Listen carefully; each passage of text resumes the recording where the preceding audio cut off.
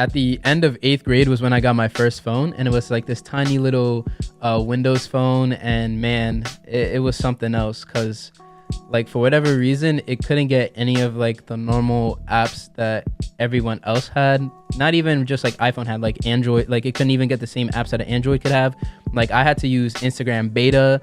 I couldn't even use Snapchat. I was using my family's tablet to use Snapchat. That's how goofy this little phone was. But anyways, I bring that up because, you know, having a phone meant that it was kind of my first introduction into social media. And obviously with social media comes exposure to so many things that are outside of like what you are originally familiar with. And so because at that time I wasn't seeing like people around me doing graphic design, I had no idea that graphic design was even a thing. I thought, you know, obviously I had an idea of what digital art was, but, you know, I was obviously familiar with traditional analog art, drawing pencil to paper.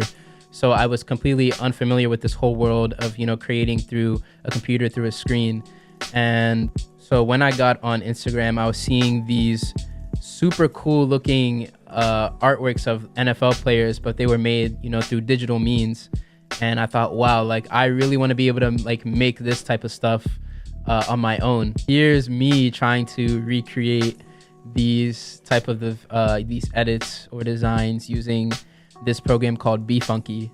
It was a nice little introduction to graphic design, although very limited, and there's so much more obviously that you can do with design outside of making, you know, these edits. But yeah, there was actually one artist in particular on Instagram that really, I think, is what catalyzed my interest in design, and that is Back Graphics, or BAC Graphics, because not only were they doing that, you know, trending design style, but they also had like a very cool illustration style that I really liked. And if you look at my work, you'll definitely see that it references Back Graphics illustration style.